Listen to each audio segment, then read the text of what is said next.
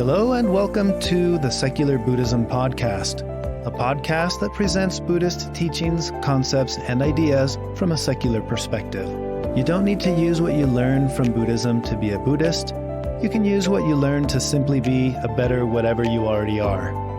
I am your host, Noah Rasheta, and let's jump into today's topic. Welcome back to another episode of the Secular Buddhism podcast. For today's episode, I want to share some thoughts around a topic or a subject that we're all quite familiar with, and this is the notion of suffering. But don't worry, this isn't going to be a doom and gloom episode. Instead, I want to explore how we can transform our relationship with suffering and maybe even find some unexpected joy along the way.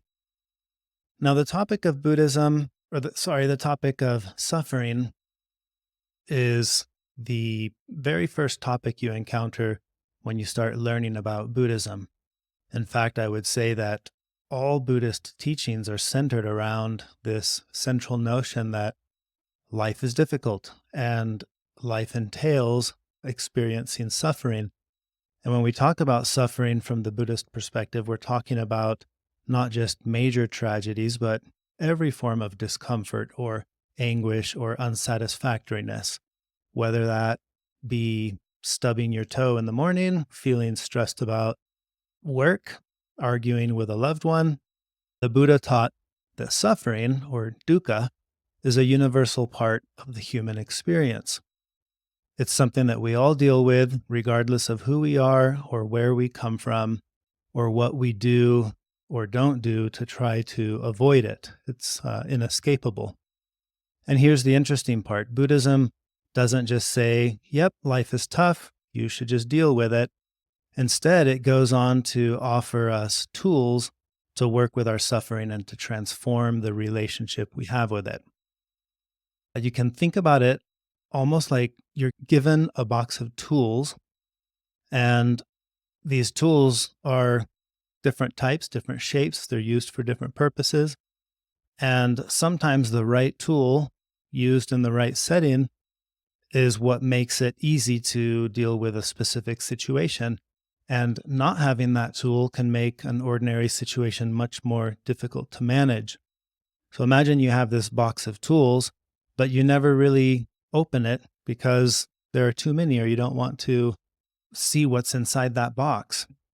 I feel like that's a good way to think about all the concepts and topics and teachings that come from traditions like Buddhism. It's like they're tools, and they won't always be relevant in every scenario, but sometimes the right tool in the right scenario is exactly what you needed to make that scenario easier to deal with. So I do want to emphasize something important here as well, and that's that these teachings aren't meant to just sit in our heads as concepts or ideas, no matter how interesting they sound. They're meant to be used and to be practiced in our everyday lives. It's one thing to understand intellectually that suffering is universal and that everyone experiences it, but it's another thing entirely to recognize it in the moment when you are experiencing it, when you're stuck in traffic, when you're late for a meeting, when you're having an argument with someone. So as we go through this concept, I encourage you to think about how the ideas that will be discussed around this topic might apply to you in your own life. And just as the Buddha would say, don't take my word for it, test out these methods for yourself. See if these concepts and ideas resonate and work for you, if these tools are the right tools to work for you. Now, another thing I want to clear up is a common misunderstanding. When people hear that Buddhism talks about suffering, they'll sometimes say, does Buddhism teach that everything is suffering? That sounds depressing. The beauty of the teaching that life entails difficulty is recognizing that that's how it is for everyone. I think one of the biggest lies that we believe is that if life is difficult, we must be doing something wrong. And the tricky thing is that, yes, there is some truth to that. You can make life more difficult for yourself by unskillful actions and making choices or having views or beliefs that just make life more difficult. But it's also true to say that there is no way to ensure that life will be void of difficulties.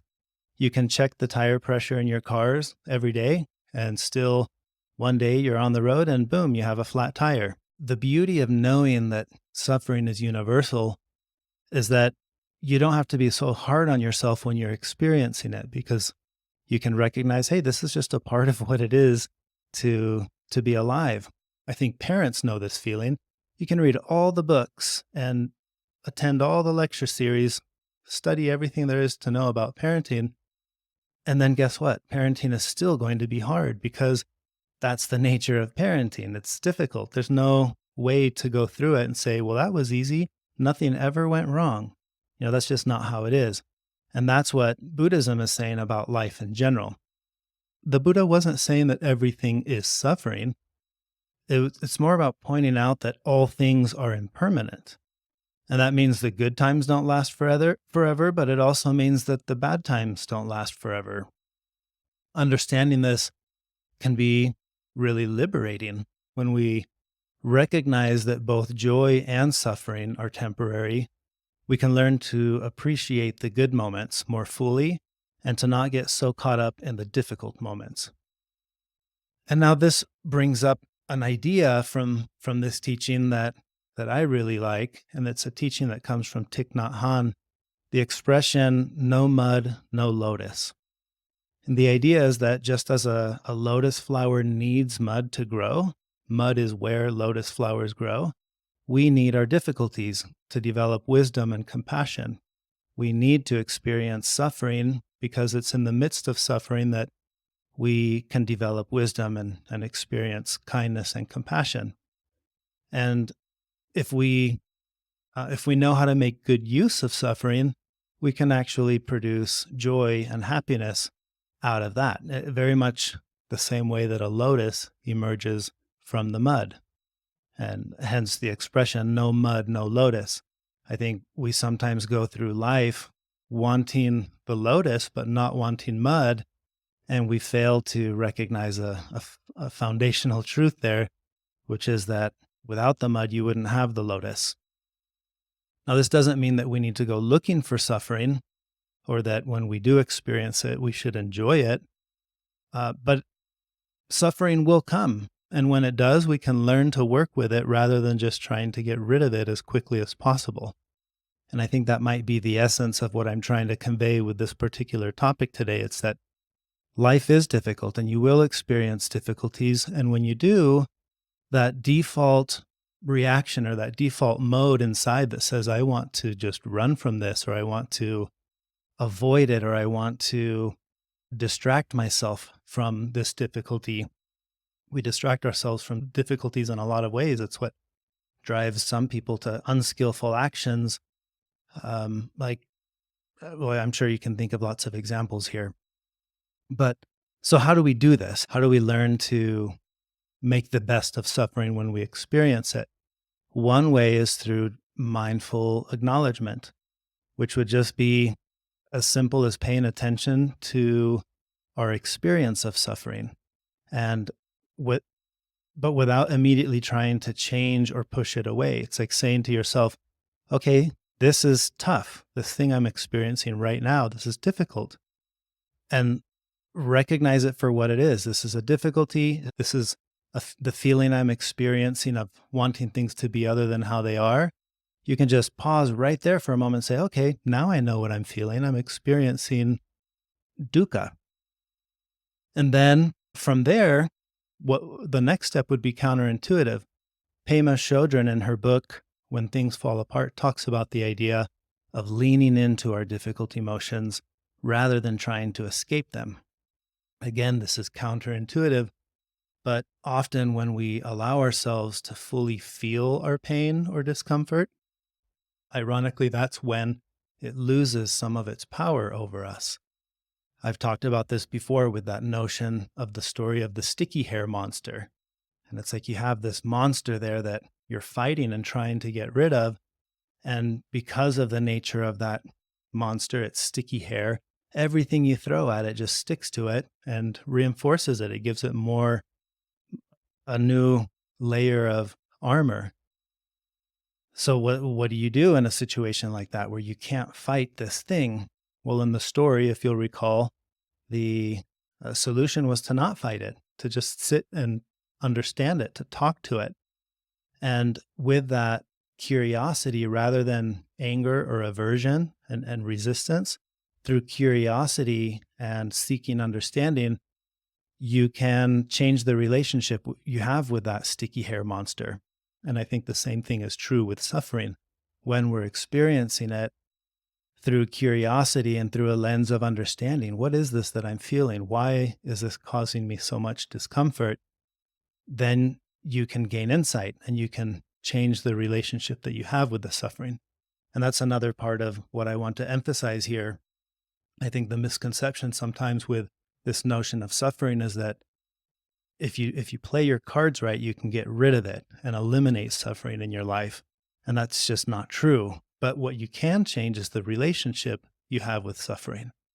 And that's a whole different experience because it allows you to take on that Tetris piece of whatever life is going to throw at you. And when it's there and you're experiencing suffering, the relationship you have with that suffering, that's what gives rise to the second arrow of suffering, which I'll talk about here in a second. So along these lines, let's just go through some of the practical steps that you can take if you want to start transforming the relationship that you have with suffering. And the first would be, as I mentioned before, practicing mindfulness. And this can be as simple as taking a few deep breaths and noticing how you feel in your body, specifically when you start to experience something difficult. It's just pausing and recognizing, okay, this is what's actually happening right now. This is what I'm feeling, or this is what I'm experiencing. So that first pause, that form of mindfulness is paying attention.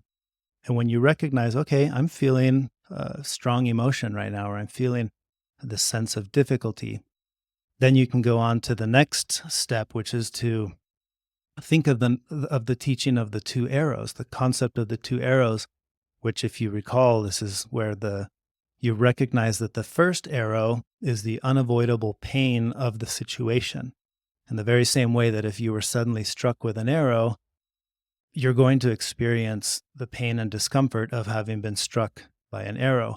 But the second arrow is the suffering that we add through our reaction to the pain that we're experiencing from that first arrow. So here you can see, if you notice, the difference between the two. And when you start to experience any instance of suffering, you can look at it for a moment and say, is this a first arrow pain or is this a second arrow pain? This has been a really useful concept for me, recognizing that the symbol of a thing is not the same as the thing itself. And I know that in my own personal life, there are moments where I'll experience some form of suffering or some form of discomfort, and I can pause, and through curiosity and introspection, I'll recognize, oh, this is a second arrow, or it's not the thing that's bothering me, it's the symbol of the thing, or the meaning that I've ascribed to the thing, or to the event as it's unfolding. And we know that that's how things are, because using the example of the flat tire, which I know I've used before, the problem when you have a flat tire, it's not the flat tire that causes suffering, it's the fact that you have a flat tire and you don't want to have a flat tire. That's where suffering arises. If you, for whatever reason, wanted to have a flat tire, then you'd be celebrating that you got a flat tire. So just that one simple understanding that the problem isn't the thing, it's that we don't want the thing, that can be correlated to this teaching of the two arrows. So when you're experiencing some form of difficulty or suffering, you can ask yourself, is this a first arrow or a second arrow? Now, a helpful clue to know whether it's a first arrow or a second arrow, the second arrow is almost always associated with a belief of some sort. Sometimes this is framed in the language of shoulds. If there is a should in there, like this is how it is, but this is how it should be, that should is the belief. And that suffering that arises is centered around what you perceive as a discrepancy between how things are and how things should be, that's where the suffering is coming from. Again, just as a simple example, if you were on an airplane, or let's say you were at the airport getting ready to go somewhere and your flight gets canceled, usually you're not upset that the flight got canceled. You're upset that it shouldn't, you feel that it shouldn't be canceled. You should be leaving at this particular time or on that particular airplane.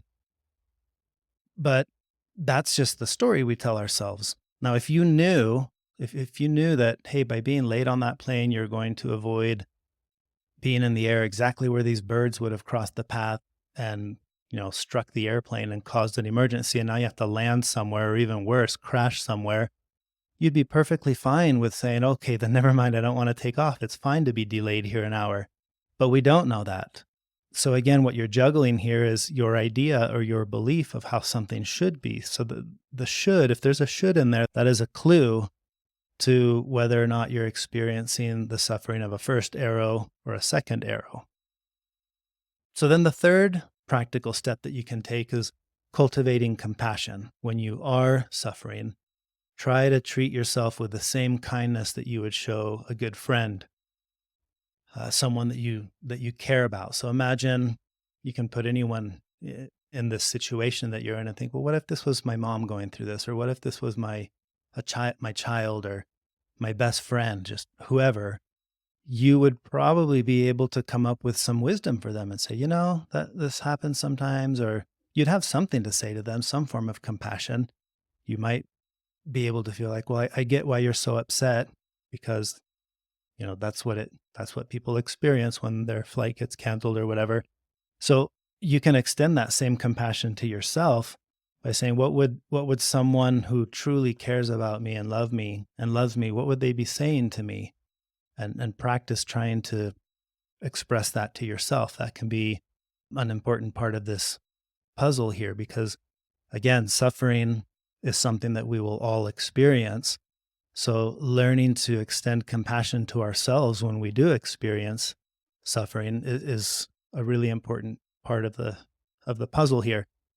And the reason why that matters so much is you can visualize how if you don't have compassion for yourself, the way that you feel about the suffering you're experiencing that's a second arrow, that is your third arrow.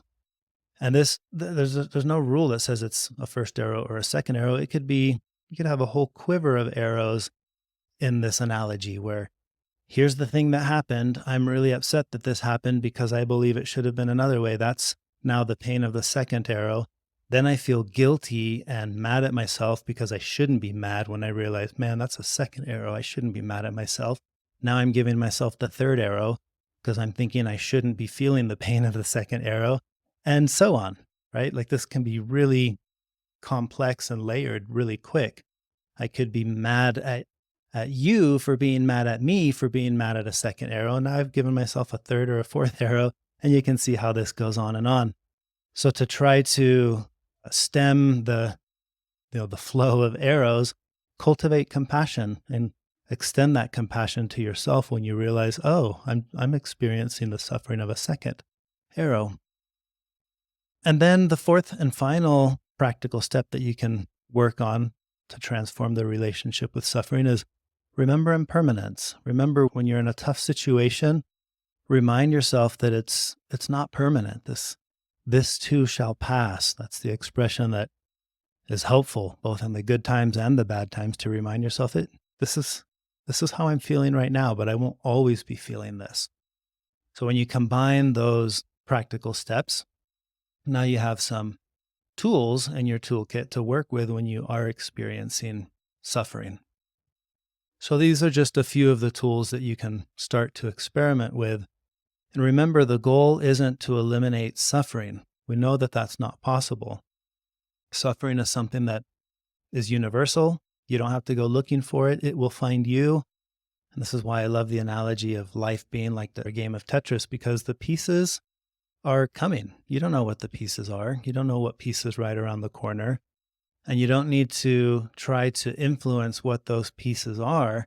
Instead, what if your goal was to change the relationship that you have with suffering and to learn from it, and maybe even through curiosity and introspection, maybe experience some unexpected growth or insight along the way when you are experiencing suffering.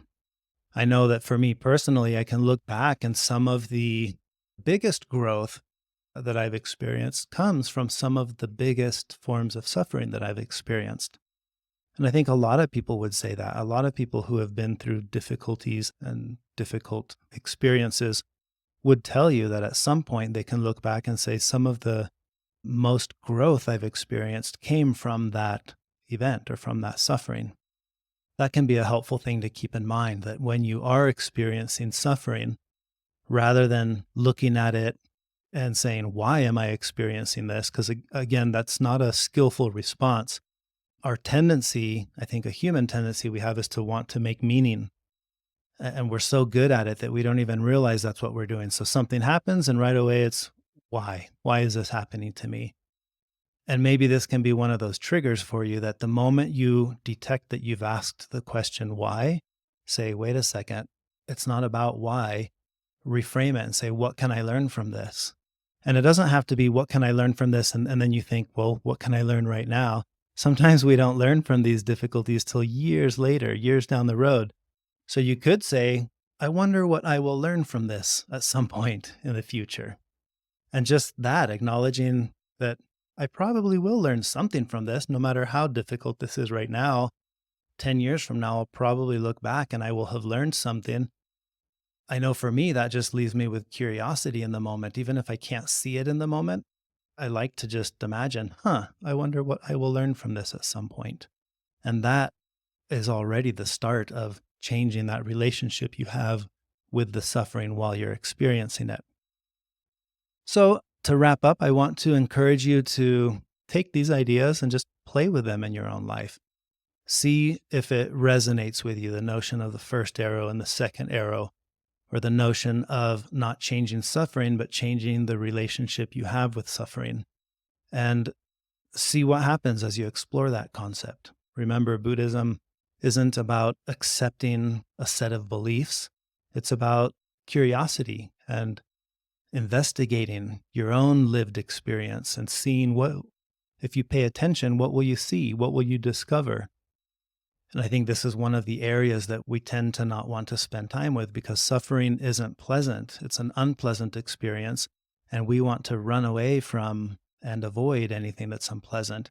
But what if you didn't? What if you could allow yourself to just sit with the discomfort for a moment and say, let me look at you closely here, you sticky hair monster. What can I learn from you? What can I see that maybe I haven't seen before as I pay attention? And that's the general idea, that with suffering, we can change the relationship we have with it. And remember, just like the lotus needs mud to grow, our difficulties and our challenges, like mud, can be the very thing that will help us to develop wisdom, compassion, and a deeper appreciation for life. So the next time you find yourself knee-deep in the mud of life, pause, take a breath, and see if you can spot any lotus buds starting to emerge. And that's all I have to share for this podcast episode. Thank you for listening. Until next time, keep exploring and stay curious. Thank you for joining me today on the Secular Buddhism podcast. If today's insights resonated with you, then there's so much more in store. You can extend your journey exploring these concepts and ideas by joining our online community of podcast supporters. Together, in our weekly video conferences, we dive deeper, share experiences, and discuss how to live these teachings in day-to-day life. Discover all this and more at secularbuddhism.com, from insightful articles, my books, online courses, and information on how you can become part of our thriving community. May you carry the wisdom from today's episode into your daily life. Thank you for listening. Until next time.